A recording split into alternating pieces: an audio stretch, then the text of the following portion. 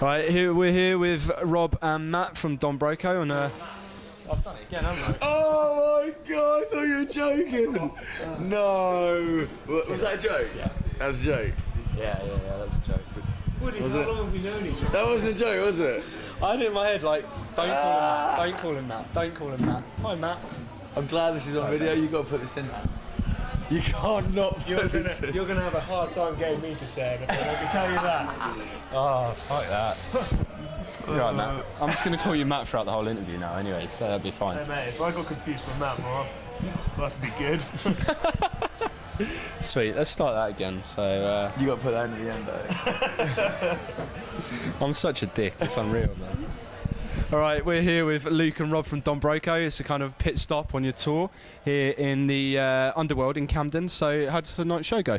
Yeah, loved it. Support show with Dance Gavin Dance, and yeah, it was mental.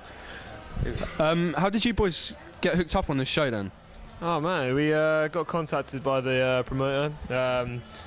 Really great guy, into the band, and he was like, do you want to open the show? And we were like, you know what? Yeah, we'll open this show. Probably, you know, pretty big band from America. You don't want to drop that chance, man. Anyway, how's that tour been going anyway? So you've been, what, 3 or 4 venues already?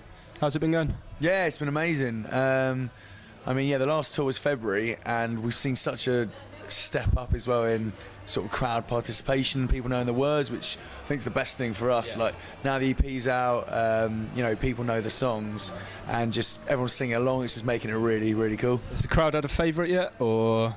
I mean, I'd say probably the 2 singles, Beautiful Morning and Dream Boy, are probably, because they're the best known songs, they'll be the favourites. But it's quite nice, like I'm Good's getting a lot of love as well. Like, it's one of the slower songs in the EP, but now people know it. It's like, a bit of a swayer, isn't it? Yeah, it's a bit of a swear, yeah.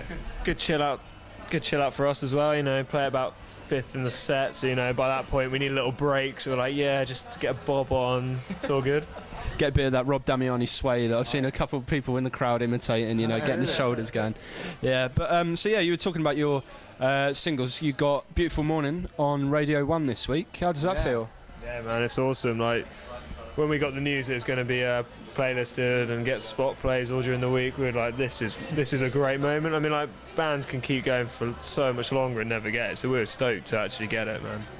You had family members listening into Radio 1 yet? Or? Oh yeah, it was. I mean, I was with my dad actually when it came on. Scott Mills played it yesterday, and he was, you know, he was loving it, because it's so nice to have something so sort of mainstream as well. To, you know, we've been, you know, you do all the other things and stuff, and it's all really cool, but Radio 1 is so sort of big and solid. Everyone's heard of it, so a bit bad though. We were Fern Cotton was going to be playing it Monday, and she's now doing it Friday. I forgot to tell my grandma. She was listening to the whole Fern Cotton show. Wasn't it like Trevor Nelson or something? Yeah, it was Trevor Nelson, Sarah Cox. And she didn't know though, she was just listening to all of it. I felt really bad. Bless her, oh well. So what's been the best show so far? What city's hit it up? What city's been pretty poor? Probably, I don't know, although it wasn't really a proper show, like in the venue, Hubfest was probably the best. Liverpool, yeah. Yeah, up in Liverpool, it's wicked. I never ever played outside on such a windy stage. I had to close it down for a while just to make sure it was all, you know, kosher, all good, but that was wicked. Like, I think we made a lot of new fans that day, which is good for us still, because we still want to collect as many fans as possible on the way, so probably go that. That's cool. And the worst show so far, where would that be? I don't know, they've all been pretty good. Actually, probably the only show where we had a last minute show that we did in Cardiff. We've only ever played there once before. It was still really good, just the crowd was sort of weren't like beating the shit out of each other. Which is what you expect at a Broco show, isn't it, man? They were still they were still nodding along and knew the words and stuff, so it was still cool. But I suppose that's probably been the lead. It's just quite a small venue. It was more of like a chilled, relaxed one, but I mean, all the shows have been really good, so yeah, very happy. That's cool. So what's life in a Don Broco tour bus like then? Is it tension? Is it chilled out? I don't know, it's a bit stressful at the moment and a bit fun. I mean, we're writing at the moment really writing hard for songs for the new album, which we're going to be recording later in the year. So we got little practice amps under the seats, plug in, like, you know, recording guitarists, recording hooks, recording as much as we can. So it's pretty fun, but then when you get a writing block, it's pretty stressful. It's a bad time. What would you say? So when you do get these writing blocks, what music gets you going creatively? What do you blaze in the Don Broco tour bus? We don't really, which I think is probably our problem. We just sit there and get angry. Yeah. Playing it, man. Something will come. We move on to another song or go back or just get angry. I mean, since we've been writing, it's one thing that I haven't enjoyed about writing is listening to the music in the van, because I love our speakers aren't great, so if you're in the back it's really loud, and if you're in the front it's really quiet, so no one wins. Like at the back people hate it because it's just like deafening, front people can't hear it at all.